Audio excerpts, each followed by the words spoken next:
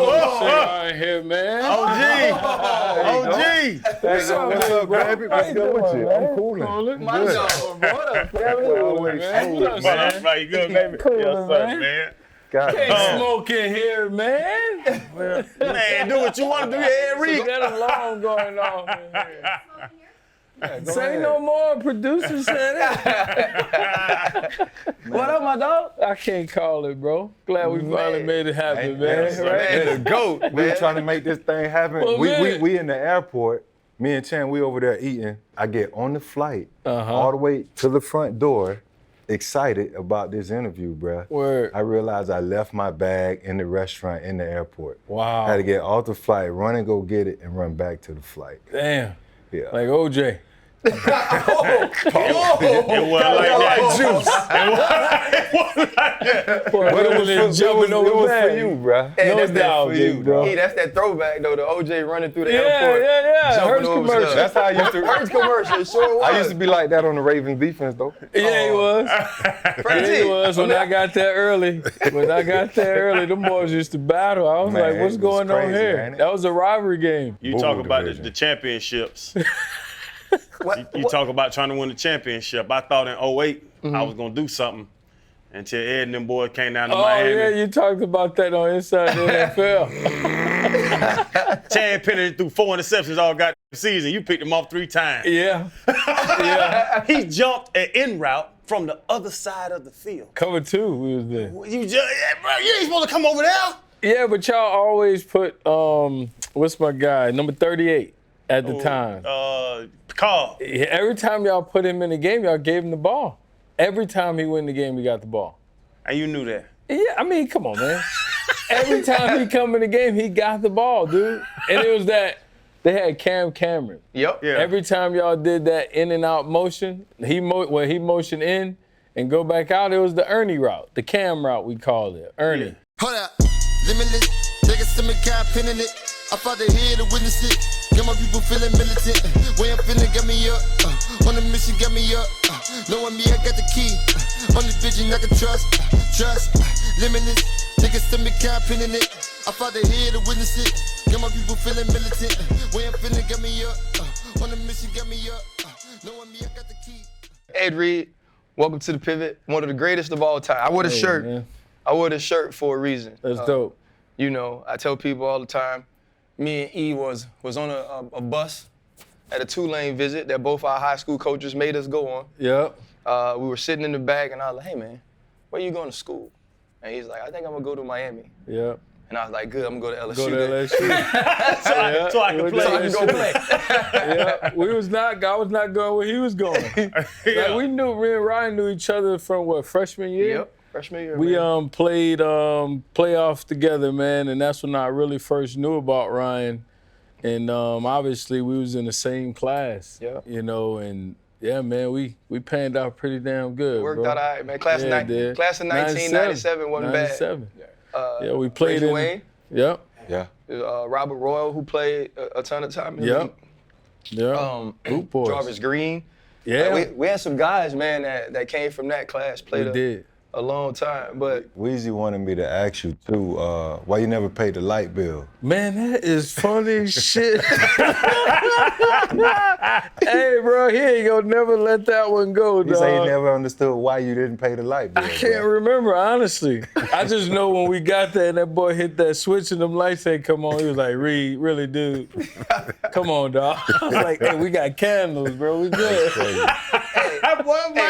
Reggie was acting like he ain't never had to live like that, though. Reggie was the big brother. He was the uncle, you know, the dad of the bunch at the time, man. That's just how he was thinking, you know, like, do what you're supposed to do, dude. E, man, we grew up 30 minutes from each other, bro. Like, Yeah. we met the night we first played each other. I think Rondell went for like 300 Yeah. against Shaw in the playoffs. Yeah. Rondell Milley, who played at LSU, was drafted in the 6th round. But you were a different sort of legend there. It was track. You pulled a high school Deion, had a track meet and a baseball game the same day and did both. I did. When you look back at like that upbringing, all the things you were doing at Destrehan then, did you believe you could eventually end up being who you were? At the time, I wasn't thinking about that stuff. I was dreaming about it. I was dreaming about the Michael Jordans and the Deion and the Bo Jacksons of the world, Ricky Henderson and those guys coming up, but it didn't really become real into college. You know what I'm saying? You dream about those things. We emulate guys, go out there on Sundays after watching football, you know what I'm saying? But as a kid, I'm just running around playing sports, man, because I loved it. It was also an outlet for us being in Louisiana, you know what I'm saying? So my dad kept me around the park. I always say, you ever hear me talk about my foundation and myself, I always say I'm a park baby. I grew up at the park, you know what I'm saying? So we was always there. We was always at the park doing something, you know, and I just ran track, obviously, you know, all that stuff was the thing to do, man, as a kid. And I even say that now, man, kids' job is to go to school and play sports, you know, get in shape. You know, it teaches you so much.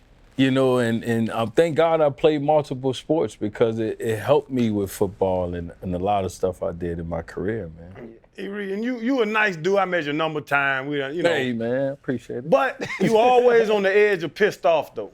Yeah. It's like you smiling now, but I can see you cussing my ass out if I ask the wrong question right now. Like you always like. I'm an old school cat like listen, that. motherfucker, listen. Like, you know what I'm saying? But it's that, I think it's that edge. It's almost they talk about that switch. Yeah. And I see you off the field and on the field, that switch. Where does that switch come from? Because I swear to God, like if you got mad right now, I wouldn't be surprised. No, but man, you smiling. It's that old school way, bro. I'm real old school. You know, them old school cats was pretty down to earth, but they was serious when it came down to it. Like that comes from my dad, man. My dad the nicest cat, but you piss him off, it's pretty much over. You know what I'm saying? And I mean, that's just how it was, man. That upbringing for me was like that, you know? So, you know, it's like you handle your business, you go to work, you do what you got to do, and then you let loose. You know, when I saw them pissed off, they was pretty pissed off. Wow. You know what I'm saying? So, yeah, that's where that come from, bro. That's funny shit. It is, man. That's why I smoke cigars, man. To smooth that shit out. Mellow it all out, dog. Yeah, it's certain people that I know, like he read a swing on you. Yeah. Like, I ain't gonna swing on you, You dog. would, though. I ain't got. Look, I love my freedom. I love my freedom, man. Appreciate you, brother. I come back and get Thank you, brother. Man, Love appreciate it, you. love You know, love whether it, you sir. smoke or not, I gotta do, bring though, it actually. to you. Hey, E. Reed. you know, many would argue that you're the best safety in the history of the NFL. You know, it's either yourself or Sean T. Obviously, we know Sean's career, life, for that matter, was cut short. But that's always the argument. And both you guys played at the University of Miami, which is a hell of a coincidence. The mind of Ed Reed, just back there, like, you do stuff that guys are not supposed to do. We were just talking about Belichick and Brady. Yeah. They're both game plan for you together. Yeah. And you played on one of the best defenses of all time, that 2000 Ravens defense. No, I was after that. No. Oh, 2000. We came out in 02. Yeah. Oh, I'm sorry. Yeah, we came out in So 02. it was after that. My apologies. Yeah. But No, you you played good. on a lot of great Ravens The defenses. great defense of Miami Hurricanes, that championship. For defense. sure, That's yeah, one that of was- them. Do you that think was- that's the, when you look back at that team and see not only how great y'all were collectively as a team, but how the individuals went on and had great careers, do you think that's the greatest collection of individual players in college history? We would beat any college team.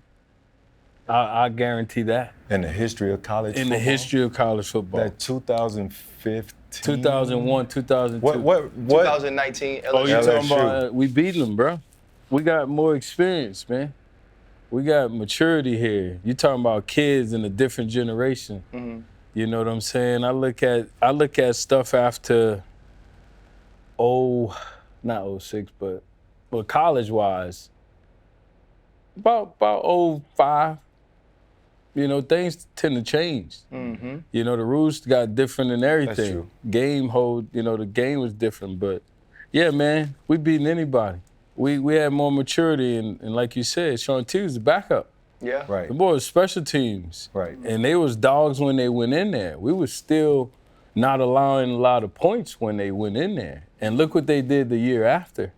You know, one of the other teams was the year before, but we lost to Washington on some coaching stuff.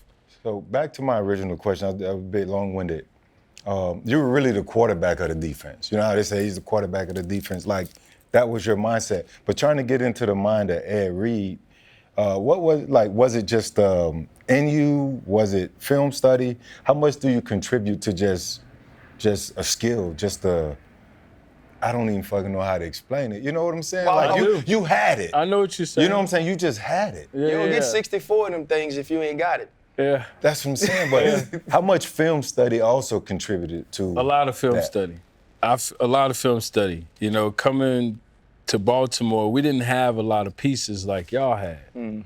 They were our rivalry. You know, y'all were too early in the game, and obviously us in Miami battled constantly, you know, but y'all had a lot of pieces. We didn't have those pieces. And I truly did look up to Michael Jordan, guys like that. He did more. He did extraordinary things. You know what I'm saying? So I had already did a lot of that growing up, playing street football. And the answer to your question is repetition. Yeah. Okay. You can't coach reps. Right. You got to get reps in. I had a lot of reps in Louisiana, man. A lot of reps, bro. Playing street football, playing freaking flag football, tackle. That's what we did. That's all we had. You know what I'm saying? So I count a lot of that to repetition. But once I got to the league, it was damn show film study. I would constantly film study. You see clips of me doing the Ravens wire. I had the whole DBs, if not the defense, at my house. Like, come watch film, bro. I was not selfish when it came to winning and treating my teammates or giving to my teammates. I would, man, buy plenty food, give them supplements, whatever I had to do. You know what I'm saying? Because I just felt we wasn't deep like that when it came to every position. Like, I could think of teams they had, like, damn, they stacked. Right. You know what I'm saying? Shit, the 06 team we played. You know, I think that 06, 08. Yeah, it was 08. 08. Played in the AFC Championship. And AB first year, if I'm not mistaken. That was 10. Yeah. That was 10. I'm like, We'd bro, have beat y'all late. Look at that. Like, they boys a stack, you know? So I was like, and we ain't had no offense. So I was like, man, I have to be that guy doing a little bit more. So I was like, you know, make them sacrifices, man, you know, and not go out, you know, study. I used to leave work an hour and a half later, I'm watching tape at home, you know, smoking a cigar, drinking on something, you know, just sitting there watching it, man. You know, it's like become a coach. When you walked into the stadium for those games, I'm gonna say on our side, we weren't playing y'all offense. I didn't care about Joe Flacco. I didn't care who was on the other side playing offensively.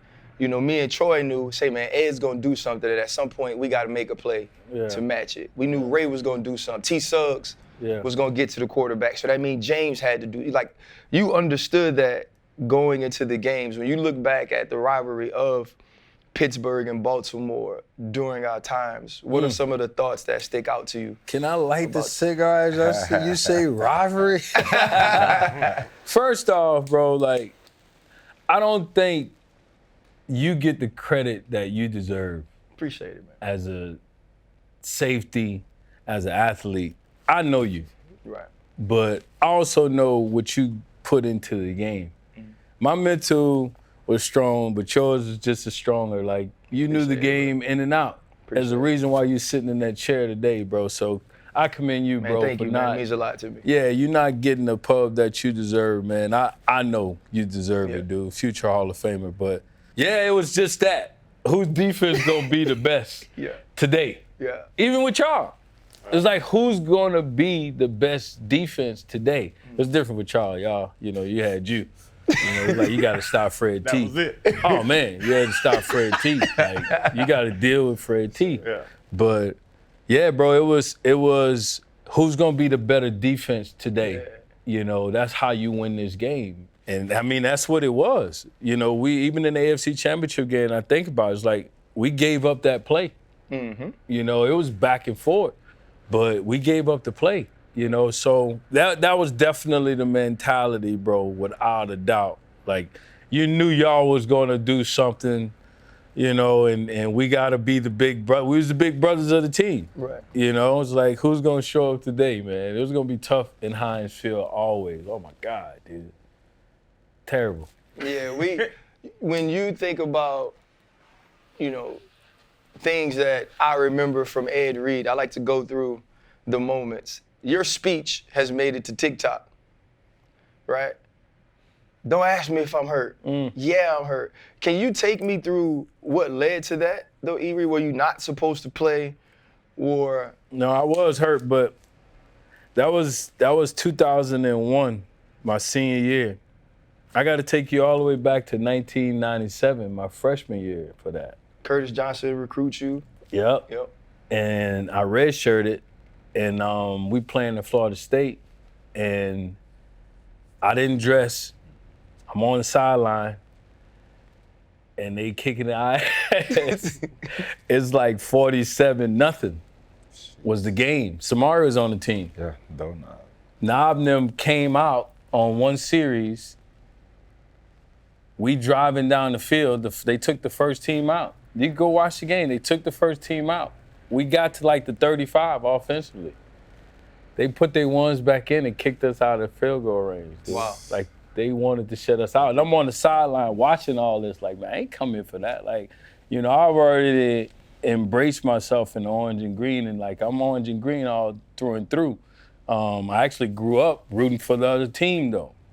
But I'm here. Like, it's over. I'm with Miami, but damn, I ain't come here for that. So I remember that. You know how you turn back and you look at them games you lost, you be like, remember this moment, you know? That's what it was. It was that moment. So I'm yelling at them, boy, we winning for one, but I went in the locker room early because I had sprained my AC joint or something like that, sternum bruised. I go in there, I'm getting changed, and everybody walking in, as you can see the clip, the beginning, I'm taking my stuff off. Yeah. Everybody's like, man, you all right? You all right? You good? You all right? You all right? And I ain't never said nothing just like to the end of it. Like, stop asking me if I'm hurt, dude. I want to win this game, basically. Right. Like, it's like, dude, we winning though. Right. We winning the games. Like, I ain't want them to score, bro. Like, I wanted to shut them out, you know, and they just couldn't feel my pain. They wasn't there. They didn't remember 97, you know what I'm saying? So it's all good. And that you thing, I'm down in Miami now. I do media and all that stuff. That whole it's a you thing you won't understand.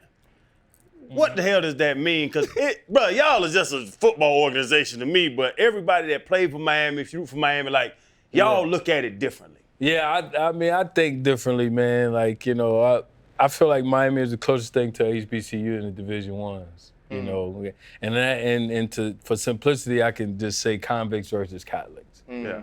All right? But that you thing, actually, it came after, like, the you thing. We Miami Hurricanes when I was there. The whole you thing is different, you know, but it's because of how we trained, how we worked. You know, a bunch of guys that was in the league that been down there come work out with us. It's like, nah, man, y'all can have this shit. You know, like, we ain't training like this. I'm in the league. Like, I don't have to do it like this no more. You know, we didn't stop. My first 5-6 years in the league, I set even more foundation by going back and working out with Coach Swayze. Yeah, Swayze, yeah. You know, and Tino, like, for real, like, Swayze and Coach Moffitt, when they came to Miami, they changed us. They changed a bunch of us who were kind of, I guess you could say, lukewarm, you know, on the bubble, sort of say, you know, who wasn't training, wasn't working out. It's like, we coming in here, and the ones that don't want to be here not gonna be here. And the ones that are working, y'all gonna get boost more, you know, and it damn sure was that, man. So that's what it was. Like, we have a true high standard, man. Like, we did anyway. You know, it kind of fell off a bit. But that's also go with leadership. You know, Ryan mentioned CJ, Curtis Johnson. That's my guy. Andrew Swayze, Tommy Moffitt, Butch Davis. You know, people like that, Chuck Pagano. Like, I had them in high school. Y'all met them when they were head coaches, you know? I mean, I had them in college, you know, so we had the leadership. Leadership matters, man. Like, I've seen a lot of coaches. I've been on every level. I've coached pretty much on every level. Leadership matters, man. You know, if y'all had a bad boss, this wouldn't be as smooth. Yeah. You know what I'm saying? So leadership mattered for us, bro. Ed, why you say that? What? Did you see her over there after you say that? Hey, look, she talking about when you said it. If y'all had a bad boss, she gonna hit us with the. Yeah, you're welcome.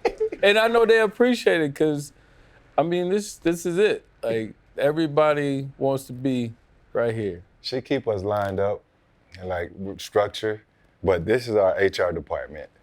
Word. You enjoying yourself? I'm coolin', man. Okay, just let me know if anything goes wrong. I will. Yeah, you played against, you faced a lot of legendary quarterbacks. And that's the name of two of them, Tom and Peyton, obviously. Yeah. So those guys were just amazing. They played in a different era. Could you play in this era? Yeah. What would you do in this era? Pick off more balls. They throwing more. They throwing a lot more, which is exciting for me. I was a ball guy. Like, I'll hit you, but we know getting that ball They got the ball, man. is where it's at. Right. Turnovers. You know what I'm saying? So, hell yeah, I would love to play in this league right now. How frustrating is it to watch the game today, or is it frustrating, or is just you just enjoy it overall? It's a little bit with the rules, but you know, I knew the rules. When we was in the league, man, Started changing. every year we had those referee meetings. I couldn't believe it. I was like, every year? Ain't no way, dude. They implemented a rule every year. So, like I tell people, I saw it coming. Like, it was already doing it. And one thing I know about life and in football, like, you got to be able to adjust. Right. You know what I'm saying? Like, we them type of people. You know, you got to be able to adjust. So, yeah, man, bring on this league right now. It'd be love, you know. We was on the tail end of it anyway. You know, we were the first ones to get suspended and fined for the helmet to helmet. Yep. You know, so, and I argued it, man, it's a bang bang play. Right. You know, I'm like, how you take football out of football and all that stuff. right. So, like, you just got to adjust But to even it. with that, I guess, to go further, it takes some sort of, a certain type of aggression to go and make those plays. But then you sort of, there's a fine line where you're aggressive in trying to make that play, and then boom, you know, one of those penalties kind of take over. Yeah. And then the frustration sets in. So I guess the question I was asking from that point of view, and if you could play well, I know you could play in today's game, but would it be as special? Yeah, man. I honestly think it'd be more plays. Honestly. Because if the work ethic stays the same, I think it's the same. And I don't believe the work ethic would change. Yeah. I don't see cats working as hard. I don't see cats separating themselves and doing the things that I saw us doing on the field. You know what I'm saying? I don't see the physicality that y'all had at that position. And I know it's been kind of watered down, but you're a dog, you're a dog. Yeah. Like, you figure it out, you know? So I think it's been watered down a good bit, and it has cats thinking, overthinking. That's one thing I never did to this game and I never will do. It's football. Right. I'm not overthinking football. Yeah. Now, I would adjust to the rules that they have, in which I did that every year. I had to. As a DB, you can't touch guys after 5, this, that, or whatever. We knew they were making rules to make it easier for y'all. Yeah. That's the business model. Yeah. I like to say this was the business That's it. model. Yeah. That's Change the truly it. rules. You More got scoring. More scoring, more TV time out, bigger TV deals, bigger sponsorship, bigger opportunities. That's what fans bigger want. pockets. Exactly. That's So what it's I all think that about. was a So progression that once you was- know that, Right, okay, it's all good then. right. Yeah, I'm shit. One thing I know, and I believe y'all knew the same thing in Pittsburgh. Defense can't complain. Nope. We got to go back regardless. Yep. Man, bring it on, man. All the football. Right. Bring all the football on. Yeah. And even you know, games you hated with the 100 plays against Peyton. It's like, dude, Peyton gonna try to run as many plays against you as possible. Better believe it. Him and Brady and them would do that, man. I was like, shit. Who's the best of the two? I always say 1A, 1B.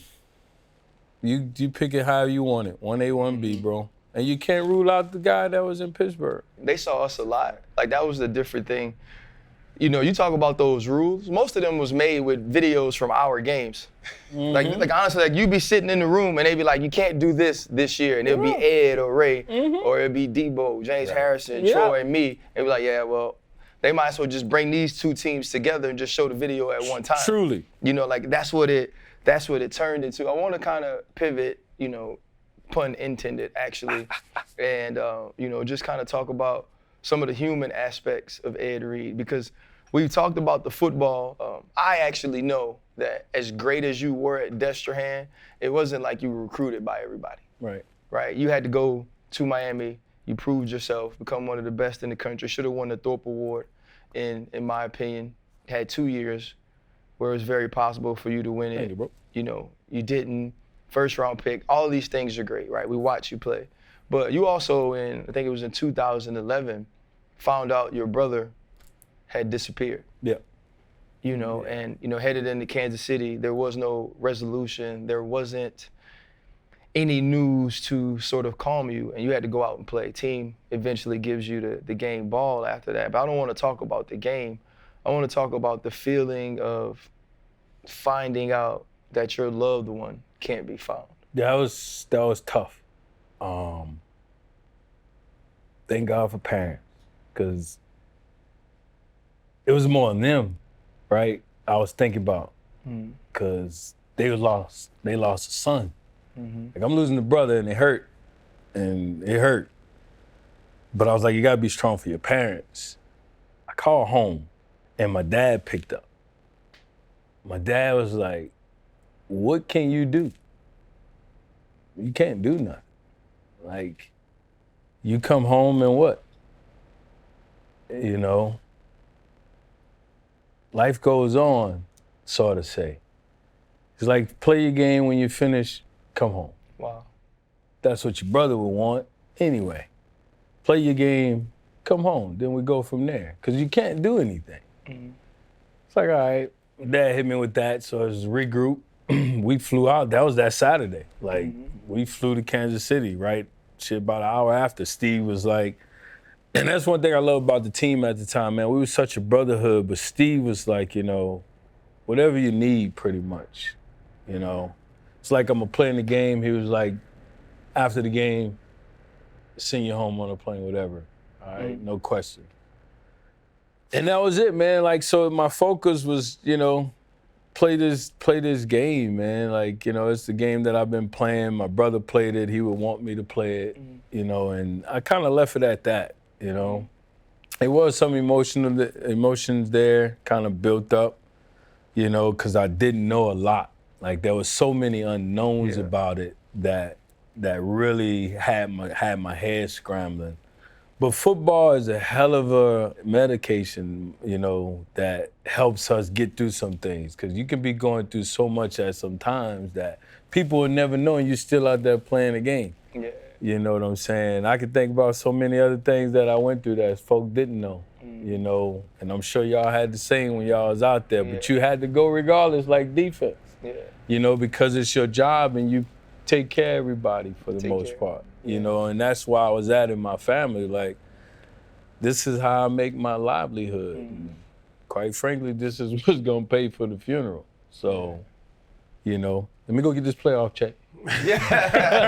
You know, and that night I was home. When you do get home and all of that is behind you, you know, the medication is gone, honestly, the distraction. Yeah, that's what it was. The distraction is gone. How do you move forward from something like that? From the questions of why did it happen? I mean, anybody knows anything about the crib, like that river, like people don't play around with it. You know, you have to make a decision to do that. How many what ifs? What could I have done? What was going on with B? how could I have stopped it? How many times did you ask yourself those questions, or did you say, you know what, this is what we have to do? Yeah, a lot, man. You know, of course you go through all those emotions. You know, what could I have done, this, that, or whatever. My brother was, you know, he was older, so he's gonna make his decisions, you know, as a grown person anyway. But it was, what do God have for me right now? You know, like, what is the lesson through this? Because I can't bring him back. My biggest thing was, honestly, we had to get him out the river. That was the biggest challenge, bro. It's like you said, that river don't play. You know anything about that Mississippi, it's through and through this country. But I want my parents to bury their child. Like, it became that quickly when I got home because he was not out of there yet. So once we got him out of there and I was able to put my hands on him, man, and see him, you know, it's like, that was more relieved than anything. And because I knew my parents, they knew what happened, sort of say. And once they were good, man, I was kind of all right, you know. But it was really like, what am I to learn through this? And it really didn't hit me till years later when I had to help. Not had to help, but it just came up. Torrey Smith lost his brother while we were playing. Torrey Smith's brother had passed away, and I found myself coming into the hotel in the hallway, and I see him crying. Like, people telling me what happened. Like, that's why you go through what you go through in life, so you can help somebody else along the way when they go through theirs. You know, because I didn't, you know, that was gonna happen years later. You know, so that's what it come to, man. It's like, that's gonna be a lesson in this. It's gonna be a teaching lesson. It's gonna be a help lesson for somebody. You know, and at the time I didn't know that. You know, and I was not ever questioning God. I was just wondering why, like, how, so young. But I also knew the streets. I also know reality. If you surround yourself with certain things, if you do certain things, you know, you're bound to put yourself in a bad position. Even one thing, like, just listening to you talk, like, I call it a lion. Like, you control your territory. When you walk around, you control what's around you. But like those situations, like, I don't say helpless, but you have no control of it. No. Like, everything you do is, you strategically have control of that thing. Yeah. Was that the worst time for you, to not have control of your brother? Like, just not having control of a situation? Man, that was one of them for sure. I thought I lost my mind one time. I thought I lost my mind, thought I was going crazy. One time in Baltimore, and it was more or less a midlife crisis type of thing. Spiritually deep too, because I was changing. I was doing things different, you know, seeking God a lot more, you know, and I was open spiritually. You open spiritually, you open yourself up for things entering and going, you know, so to say. So I was saying in my mind, but talking to folk, and it's like, seemed like they couldn't get it. I'm like, this is crazy, man. Is it me? What happened? What catalyst? What happened? Oh no, I probably was smoking that ooh-wee at the time. And another thing, we were just talking about it. People will call that shit CTE. Yeah. They will definitely try to throw that on you too. That That ooh-wee ain't bad. That's what Reggie did say. That's probably why you didn't pay the bill. He said that boy was probably on that ooh-wee. Oh man, look, man. I've been around for a long time. I grew up in a badly structured and minimal resources environment. You know, I had beer and that stuff early in life. You know what I'm saying? My parents were at work, so we were outside, and that's when we were really outside, and you had to mature a lot older, like a lot sooner, should I say. You know New Orleans, like, bro know New Orleans, and y'all seen some clips, you know, kids are outside early. You know, I grew up 5 minutes out of New Orleans before I moved to Destrehan, you know, and not many have made it out of Shrewsberry, man. Shrewsberry. You know what I'm saying? Like, not many make it out of there, you know. It's still crime-infested, drug-infested, man. I hate to say it, but it is. Like, it's almost like forgotten, you know, but that's probably the worst thing, growing up through those times, man. I was, you know, I damn sure smoked when I was in the league. I never did it for practice or games, none of that stuff. Don't condone to do it, you know, during those times. You know, to each his own what you do. Right. You know what I'm saying? Because I've been knowing that this time would come that we in now where they lenient on it and allowing it. And now cats don't know how to handle themselves. Right. Mm-hmm. You know what I'm saying? Because I was coaching in college. I'm like, y'all tripping. Like, this ain't it, man. Like, just because you can don't mean you should. There's levels to this shit. Right. You know what I'm saying? Like, I was grown at the time and able to handle myself, so, and I had made it, quite frankly, so I was like, I got this shit. Boy, goddamn, E. Reed done brought something Hey, different out of E. this. Reed done about the changed more the you game. can be. Oh, yeah. We ain't never had this. A delivery? And this is because you've been on your best behavior. I was good today. Y'all gave y'all motherfucking 14 hours. Thank you. Hey, man. I should have been asleep 10 hours ago. Hey, cheers, bro. Cheers, bro. For No sure. doubt, man. Man. Big ups to y'all, man. And the show, bro. This is what it do. Got legends on today. Man, we can finally get this day done. Got legends on. Like, that's a sophisticated it's cigar I ain't never gonna smoker. move something out the way. You can let it grow without it breaking over, I guess. Well, it tells you a lot about the construction of it. And since we just chilling, I can hold it. Break it down in a minute.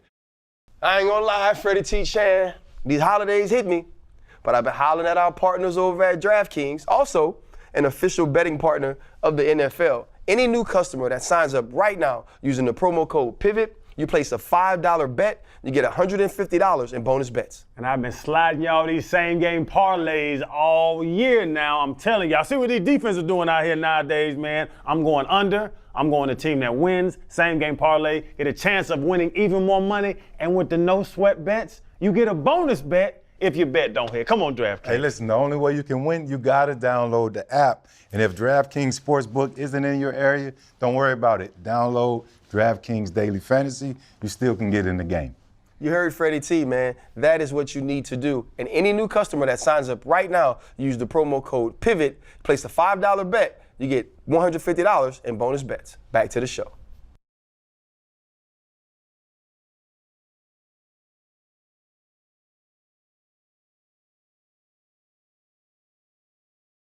You said something that stood out. You said a badly structured, minimal resources environment. And then you said it's level to this. And for long as I've known you, been a leader, and really you took a leap of faith in 2022 when you tried to go down to Bethune and help change the face of, you know, that program. Yeah. You know, I'm sure you got some inspiration from Deion and what he was able to do over at Jackson State. Yeah. And you put your all into it. It didn't work out. No. Why didn't it work out? It was purpose-filled, so it did work out. Okay. But it didn't work out because, honestly, I think me as a professional did a little bit too much. Social media went off on the people, whatever you write. That was probably one of the biggest things. That's some stuff people didn't see that probably really took it over the hump. Because I was good after the rants. They could have got rid of me right then and there if they wanted to, but they didn't. It was other things that transpired that folk didn't know. Okay. You know, we were about to build a practice field on campus, the intramural field. We wanted to take that field in which we met at 12 o'clock. I still got the notes, emails, videos of people, everything out on the field. We're going to change this field. We're going to change the fencing around here. I mean, you can literally drive through the fence on a go-kart. That's a half one lane of a track. It's not a full track. They don't even have a curve. We about to change all this. No money from me nor the school. I got folk who meeting on the property who looking through BCU stuff that don't look like us. That's a threat. Yep. Why you showing these folk our stuff? Because I'm asking those questions. Why is it like this? Like, are you getting money just to have abandoned buildings? Right. Are you getting paid? Is the school getting paid to have abandoned buildings? Because that's what this looked like. To me, I couldn't watch young men and young women go through that. I couldn't watch young women ice tub knowing that they got homeless folk who have mental issues that can walk up on them, right? With no fencing, nothing. They can walk up on them. I knew it was an issue when I got to bring my weapon with me to work. Wow. They had 3 people show up in my office, come to the head coach office. Excuse me, I want to give you my resume. I'm looking at them like, how you got in here? Oh, somebody let me in. Who? Here, take my resume. I don't want your resume. Who are you, man? process. Like, you know what I'm saying? Like, it was those things going on. Even to this day, I would go back and do it. I was not deterred about what I saw. I was pissed off about it, and we were gonna do something about it. But I wasn't mad. Like, I wasn't deterred, like, we're not gonna do this. No, you can ask those kids. I still talk to some of them. It didn't work because I got kids over there that went to BCU because of me. I let them down. Yep. That's personal to me. That's what hurt me more. That's what my tears were for. Like, damn, I got these kids there that came to BCU because of me, and I let them down. The kids that was on a recruiting trip that came to BCU, I had 30 recruits, bro. The most BCU ever had, and I probably was gonna get every last one of those kids to change that program.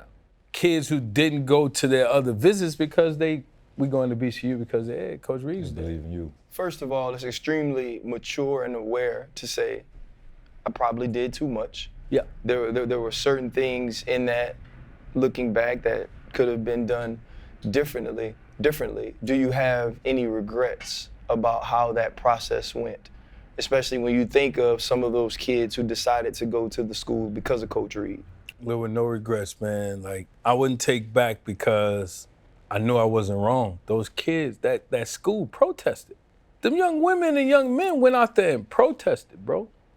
And all I could do is sit at the car wash, and I could hear it because I was around the corner from it.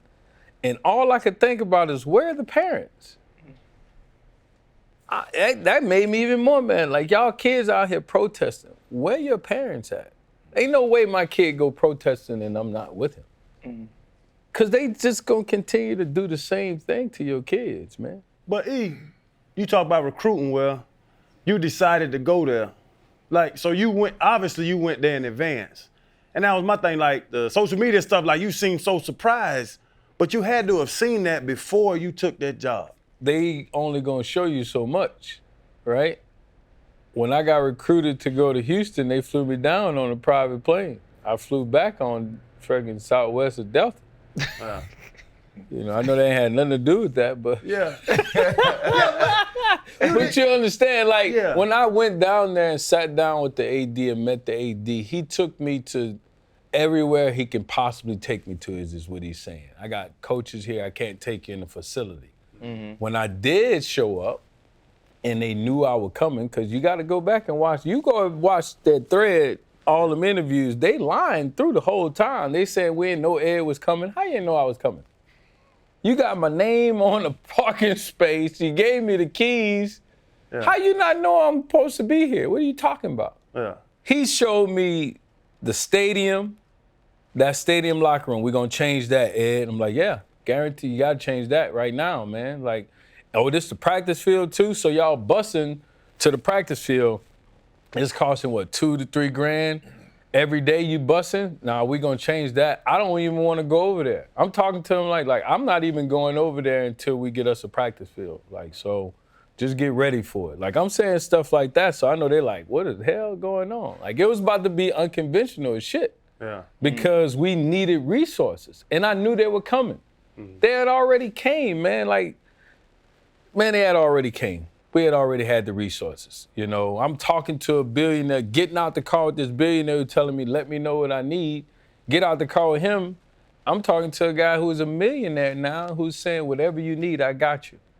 That man cut that grass, got people to come and pull out the weeds and the gazoo off the buildings and stuff like that.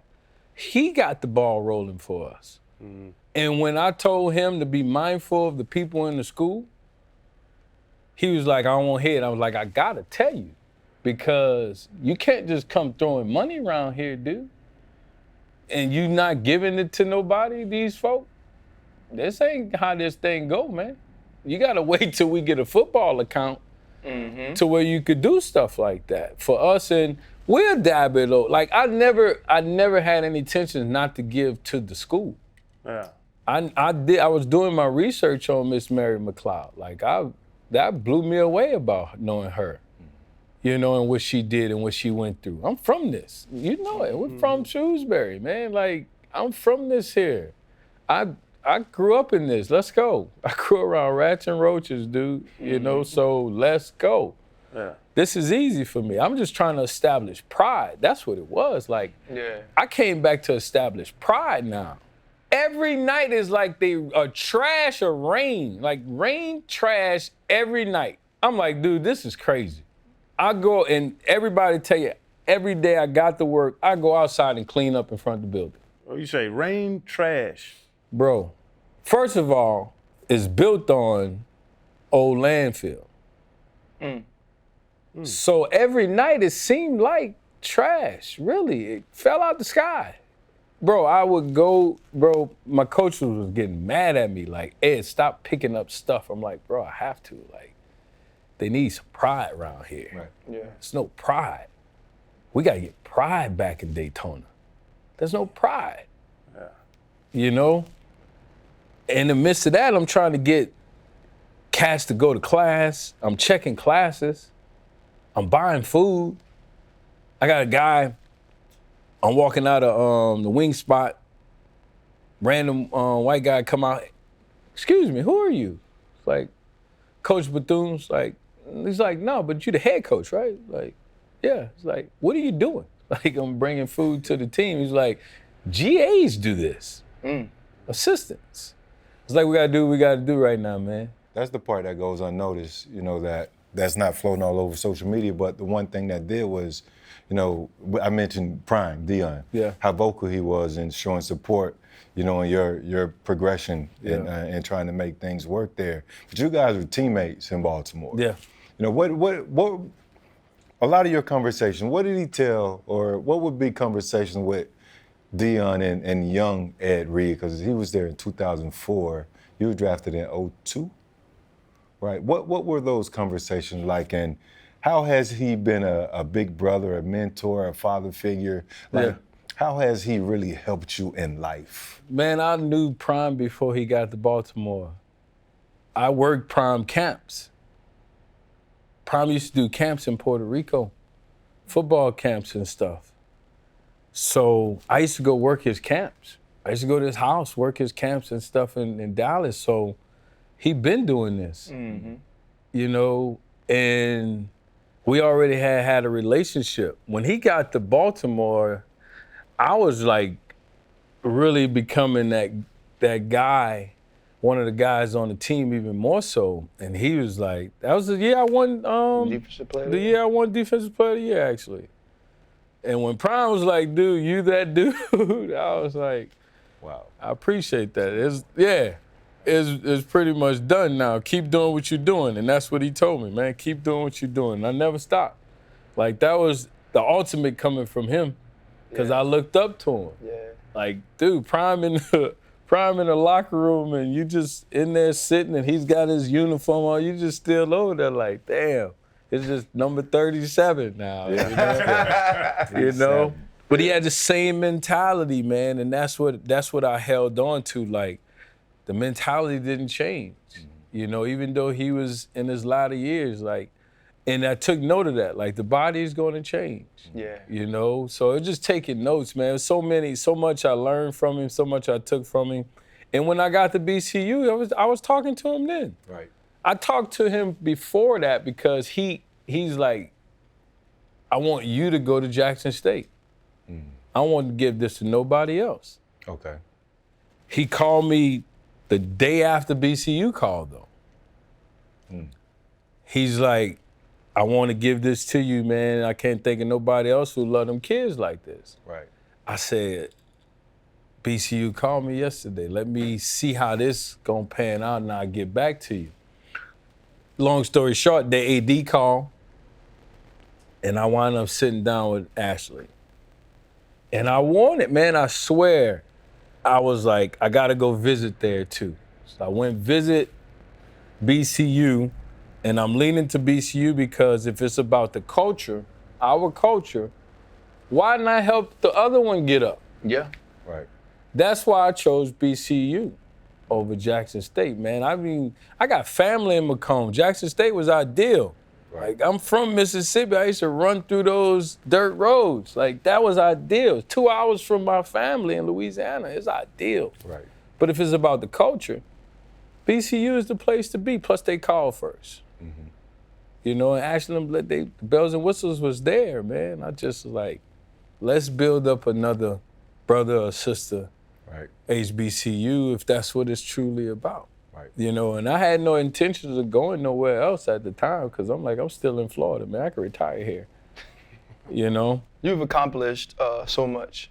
And those things are commemorated in, you know, Miami Hall of Fame, Louisiana Sports Hall of Fame, obviously 2019 NFL Pro Football Hall of Fame. But with all of your individual accomplishments, I knew how much you wanted to win a championship. Yeah. It just so happened you got to win that championship in New Orleans. Man. You get there, you make a call, you say, hey, look, I want to give my team a little taste of what it is. Yeah. What sort of moment was that like, bro? You got to have the crawfish boil, Yeah. do everything for your team in New Orleans, and then you go beat the San Francisco 49ers. That was a dream come true. Still is surreal, bro. Like, I think I've been on that Super Bowl hangover since then. I ain't really had a steady job, man. Like, just been kicking it, but that was the best, bro. And the win, it was like, we weren't gonna lose that game. It wasn't happening. Like, I gave them boys a speech before we went to New Orleans about the food. And they was like, Reed, really? I'm like, bro, I got y'all, but come Tuesday, eat what you've been eating. Don't eat our food, you know? You're right. But I got you. Monday, Tuesday, I had a party for them. I had my uncle do some turkey necks. Jacoby did something by his mom's house with crawfish and everything. Like, we did all that early. And then it was enjoy like a regular week, man, please. You know, I was just so geeked up, bro. I ate Dragos every day. Right there. 2 or 3 dozen every day. Like, Yeah. I'm gonna be built up. I'm gonna hurt somebody or hurt myself. Straight up. I ain't want no friend to come over, nothing. I'm just in there like geeked up. Dog, I swear to y'all, dog, I'm so geeked up, bro. I hurt myself in the first quarter. I hurt both of my MCLs. I had a 2nd degree on this one and the 1st degree on this one, bro. And yeah, I wasn't coming off the field. When those lights went off, bro, what are you thinking? Like, y'all in control, lights go out. Stay focused. Stay focused. And then once we started playing again, they start coming back. I'm like, God damn. Just don't let them score more than us. like, you know, because, man, we 78s, bro. You cool us off. It's going to take a minute for us to get back warmed up, right? So I'm like, damn, can't really move. My legs hurt. Just don't let them score more. I don't care if we win by 1 point, bro. At that point, I didn't care how we won the game. Just so you go back to the clips, I'm like, just don't let them score more than us. You know, we leading, don't let them score more than us. That's all we could do.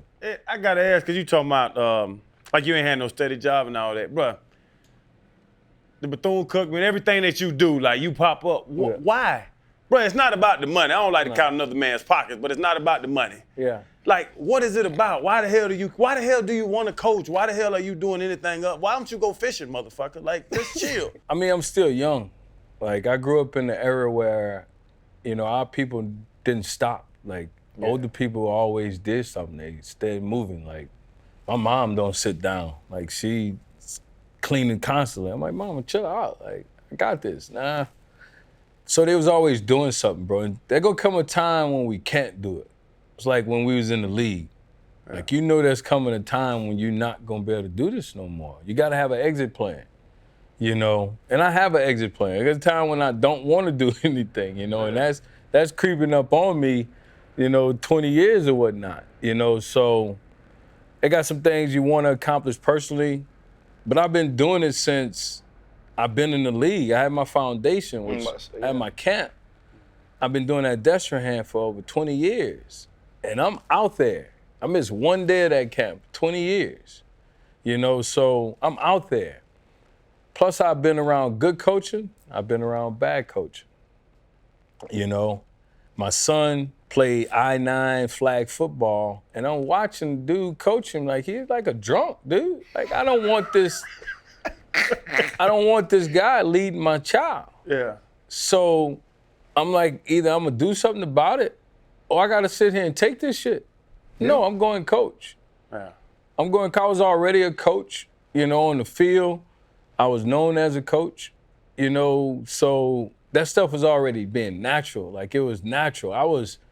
Monday, I'm sitting in the coaches meeting, just on the floor, listening to them, you know, and them asking me questions.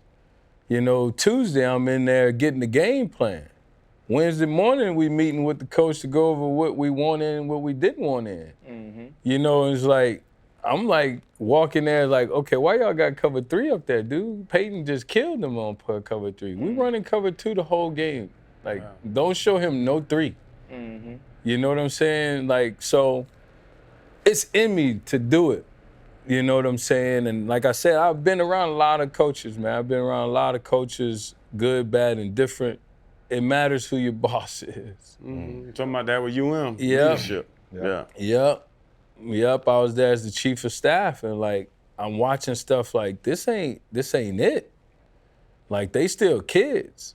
Yeah, you know, times have changed, kids have changed, but parenting hasn't. Still gotta parent them. Like, they're still your kids. But do you rub people the wrong way? Oh yeah, no doubt about it. No doubt about it, bro. It's so hard for me not to speak the truth, especially when you're dealing with this. Like, it's a game. It's truly a game. You know what I'm saying? Just when you get to our level, you're getting paid for it, but it's not complicated. This is not rocket science, man. It's football.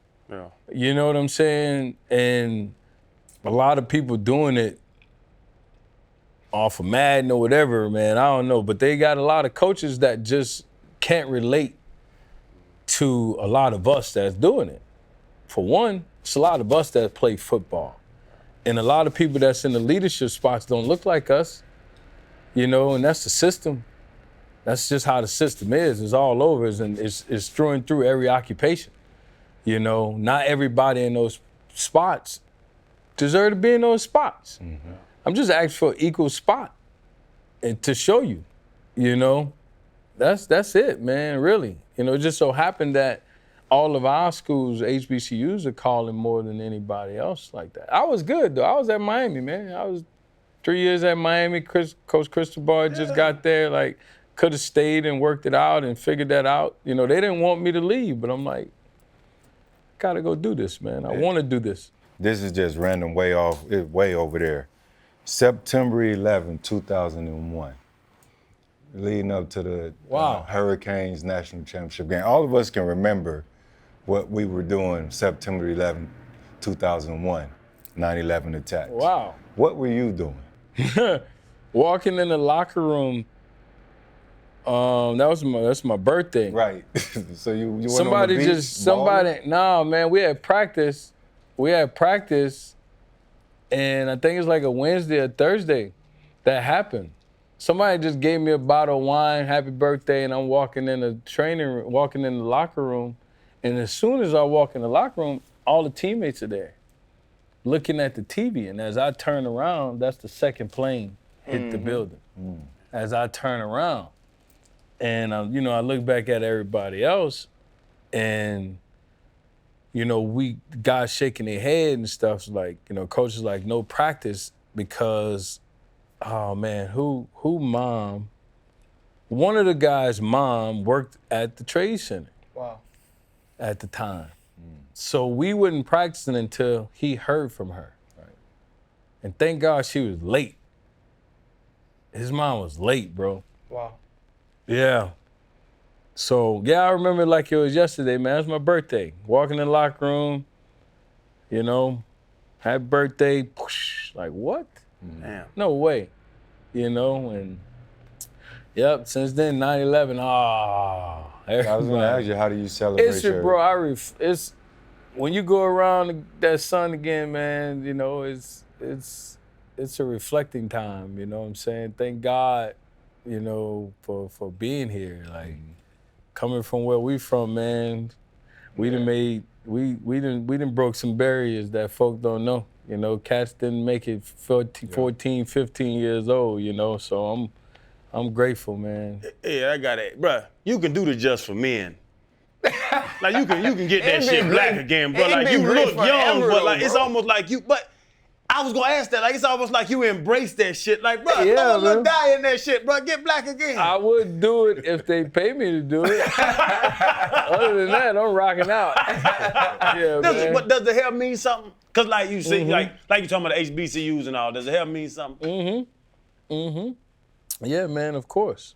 Of course the hair means something. Come on, let's go back to biblical terms. But I always had a fro when I was a kid. You know, and football, like I always had hair on my head. You know, I got old pictures of me with a fro. You know, and that's probably from the old school way, man. The boys back in the day, the suit and ties, the fro picked out and everything. Yeah. You know, I actually been combing it lately, so you know, yeah, man. Yeah, it's from there. I'm from real old school, man. Yeah. The 1997 All-Metro team in the Times-Picayune. Times-Picayune was the name of our paper. Right? That's some old stuff, right? Yeah. Somebody sent me a picture of it. We're right on, like, our pictures are like this on the thing, in the paper, All-Metro team. We both were safeties at the time. Yep. And so I've always taken a pride in what you do. There was, I think my last year in Pittsburgh, his cousin's married to my cousin, and they came to the game, and I went into the locker room to get him. Yeah. I was like, you know, Johnny was outside, and Pittsburgh went crazy, because we lost that night. Yeah. And they were like, oh, you lost the game, like you being friends. I was like, we've been brothers though. I was like, that don't have nothing to do with football. Right. You know? And so when you get to the Hall of Fame, it was one of those proud moments for me because I was like, I saw that in 95, 96, 97. It was a foregone conclusion that you'd be elected. I think everybody felt like you'd be a first ballot Hall of Famer. Even in knowing that, how special was that moment when you get the call or you get the knock that Ed Reed is now a Hall of Famer? Man, I'm still not a big accolade guy. Really? That stuff, you know, it blew me. Don't get me wrong, it was big.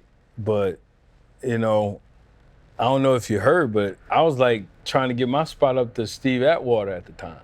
I didn't know that. Man, hold up. I grew up watching Steve Atwater, and he's on the list, but he's not in there. You know, and I'm like, this is crazy. Like, man, I'll give my spot up for Steve. Send me in next year. Like, you know, he was one of the pavers that I truly watched.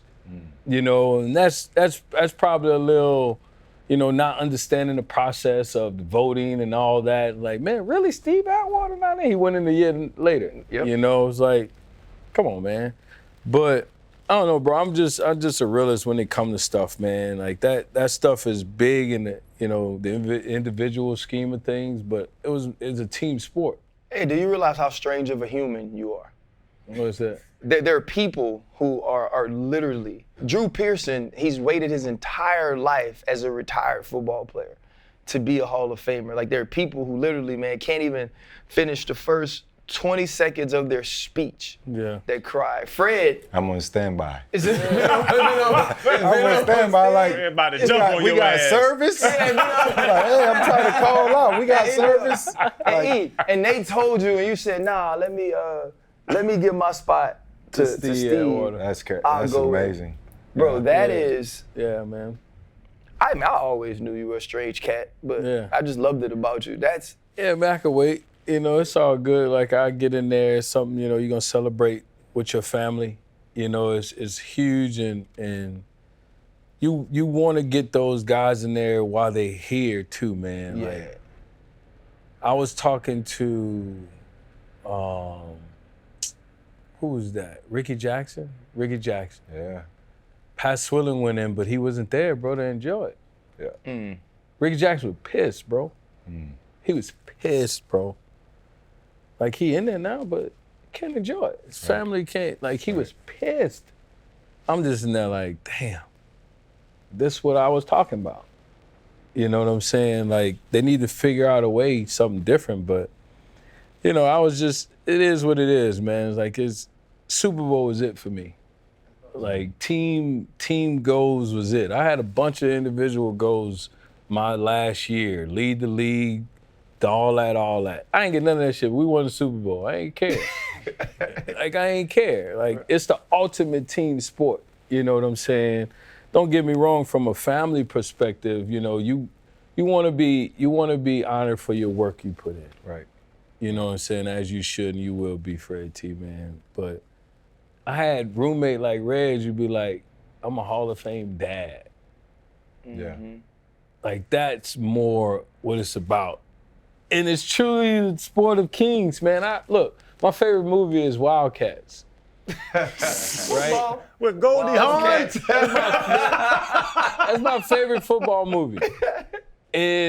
But the song, this the sport of kings, better than diamond rings, I remember that. football. Wildcats. You know what I'm saying? Like, but that's the stuff I see, like, in these young kids who play in high school and college. Like, they don't grasp that. Yeah. They don't grasp that. You know, it's not an individual sport. Right. It's a team sport, and you gotta want to. You can't try. You either do or you don't. You know what I'm saying? Ain't no trying, because this is physical games. Yeah. It's the most physical game out, man. It's a violent, physical game. You could die playing this game. Gotta be special, a little slightly thinking about something different. Yeah, a You know little what I'm different. saying? Yeah. You know, so it was never about that for me, man, because I played this game on the street, literally next to the sweet shop, like running into cars and mailbox. I ran into a mailbox. Ran into a mailbox in Shrewsberry, bro. Put me in the hospital playing on the street. You know what I'm saying? And once I made it to the league, I didn't give a shit. Like, I just want to play as long as I possibly can. And I'm going to let my presence be felt, you know? And I'm going to do everything I need to do to help my team win. Hopefully we can, you know? But I also know everybody don't get there. At a point when they hit us, like, man, it's over. Yeah. Yeah. I was like, shit, we lost twice against them, once against the Colts, against the Patriots. I'm like, man, I sung Teddy Pendergrass after that fourth one.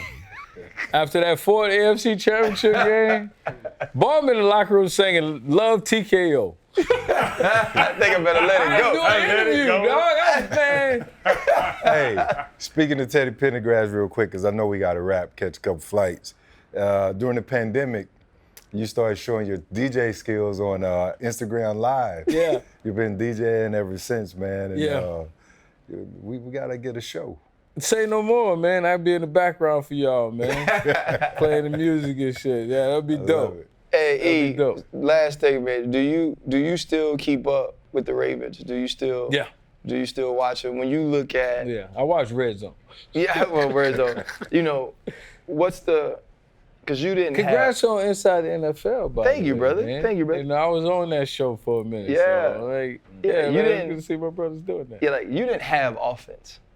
No. They got Lamar Jackson now. Oh, man. When you sit back, man, how fun is it to watch this Ravens team Yeah. with that dude at the helm? Come on, bro. It's like when Vic was like when we played against Vic, when Vic was there for us. It reminds me of that. You can hear the excitement, people talking about it, you watching the plays, like, God, Lamar did that.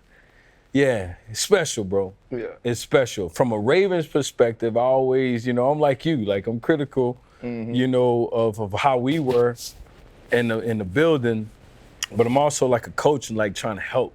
I try not to be as critical, but I try to help from the background, but it's special watching them, man. With, Roquan now and the defense finally starting to, that defense is not what your defense was, but finally starting to play good football. Yeah. Do you think it's time, or they got opportunity to get number 3 for the organization? The Ravens got a chance to win the 3rd? Yeah, I mean, since Lamar been there, I've been excited about number 3 coming. But I also know it takes the whole kit and caboodle. I mean, even the city. Right. People don't understand what it takes to win a championship. Like, it take everything. Even the city. That's why I know it's so hard to win in Miami. Especially as a pro team. Yeah. College is a little different. Pro team, tough. Cats got money, it's Miami. It's fun. It's tough. Yeah. So always start off good, but that burnout coming. Then you about to go to Texas. Yeah. Yeah, you already know. And the beach. It's tough. Yeah. It's tough. And then It's 609. tough. It's that tough. Was back in your day. Yeah, back in my day, for real. Yeah. That's tough, though. Yeah, it is. You know what I'm saying? Tell Freddie T, you really ran the Miami streets, You dog. better believe it. He's 5 minutes away, dog. That was before cell phones. Yeah, for real. Fred had a house phone. This motherfucker. The big boy. He got the worst body on the whole set. But You know that money was going through Florida back then. I never got paid. I never got paid a dime. You did? I believe that. No, I never got paid a dime. You didn't get paid a dime? I don't. Nah. I like how you worded that. I never got paid a dime. Like how you was slipping. I never got paid either. We've seen the U30 for 30. You never saw me on it. You didn't see me hugging nobody, no picture. No, sir. Hey, Nah, because I knew that stuff would come back. I leave this for RC because he's so eloquent, and I love the way he just word things. Biggest pivot. We always ask our guests what was their biggest pivot in life. And for somebody who's lived the life that you had, it could be so many things. But when you look back on your life, your career, whatever it may be, what is a moment you point to and say that this moment is one of the reasons Ed Reed has become what he is? I met Ray, Rohan, and Monty Sanders, and we trained together. And mindset changed. I changed my eating, spiritually things changed, and that's when I was going through some stuff. And them brothers helped me to take my professional career to another level. You can look at what all of them doing right now, Plus a lot of my brothers who are already in the league. Reggie was still there, obviously, but, there was a time when we was just in Jamaica working on this plot of space, training. And that was more of stop eating certain stuff and, doing certain things. And that was huge, man, because, obviously I eat a lot different now. Yeah. Like, I'm cooking, I just ate walnuts as the protein over some nachos.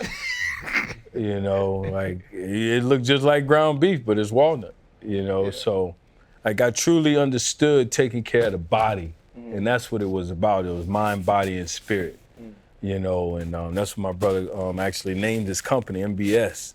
But that's what it was about with them brothers, and it was line order with Rohan, Rohan, like he's straight to it, like. And his eating, like we ate some stuff there with Jamaica. I'm like, bro, I can't eat this. Like green banana, like what is this, bro? It's good for you. Like I ain't eating this shit. I ain't eating this shit, But that was one of my biggest pivots, bro, because growing up in Miami at the time, a lot of cats we all had condos downtown. Cats had money, party buses going around. It's a party every weekend in Miami. And I used to find myself on my balcony, chilling, looking at the party bus, people calling me to meet them out, and I'm like, nah, I'm good. That was it, man, like really changing and not going out as much, you know, looking at things different. I found myself in that T spot, or one of them spots, I think it was King of. And I'm walking out, I went to the bathroom, I came back, there's a bunch of my brothers came back, and they got stacks of ones on the table. And I can't get back to the table, because they got a line. People sitting down, took my seat back. I'm like, man, I could have swore I had a conversation with y'all about putting $1,000 out of every check into an account. Nobody answered me. I got mad and left. I'm out of here. Like, I'm done. They wouldn't put the money in the account, but they had the money sitting on the table. Yeah, well, I'm out of here, man. And it was more to me, I ain't say it to them. I'm like, bro, I'm out of here. Like, Yeah. I can't do this no more. Like we're all brothers, like we think about the brotherhood, but there are people you become closer to based on your experiences with it. Yeah. Whether it's through your team, whether it's in life. Your brother, someone that you are closely associated with just in everything you've accomplished, Ray Lewis, lost a child recently. Yeah. That is an unimaginable thing to me, Yeah. to have to bury your own child. Have you been able to, you know, talk to him and support him, Yeah. you know, through that? How were you, or were you able in any way to use some of your experiences to help him, or is that situation just like, hey man, I'm here when you need me? Yeah, I was there more or less to listen. When I finally did sit down with my bro, it was more or less to listen than anything. I gave my opinions and, you know, stuff I've been through and related it, but it was more to listen than anything and let my brother vent and get stuff out of him that he needed to get out. You know, I can't speak for Lou, but I know that hurt him. I know it hurted him from when I first met him, because he didn't have his boys then. You know, and I know there's something we talk about in our society, though I don't know the dynamic of his relationship, but I know it's something in our society on where, you know, either fathers are there or not there. You know, but the fathers that want to be there, you know, it's tough because those women might do stuff in spite of you because they wanted to be with you. They can't put their pride aside and let you be the father. You know what I'm saying? I'm not just talking about his situation, because I went through my own situations where, you know, me and the woman didn't work out, but we see eye to eye. You know, to some degree, we still have our friction. Just try not to let that rub off on our kid. Right. You know what I'm saying? And that's tough, man. That's tough, man, because the system is built against us. You know, and when you have your kids, father there, no father there, but the structure and the environment is bad, no resources, that's what you get, man. I felt like my bro's situation honestly reminded me of my brother. And that's where my relate came in at. Cause it gonna come a point where we all got kids. You can think about when we were young, at some point our parents didn't know what we were doing. For me, that was probably like 9 or 10. You know, because they was at work. There gotta come a point where you ain't gonna know what your kid's doing, dude. They making decisions on their own. You hope that you raised them right as best you could. But more or less, you gotta think, like, our kids are more influenced by, we was more influenced by our peers and stuff too, man. Like, you spend a lot of time with your people around you, dude. Right. And it don't change.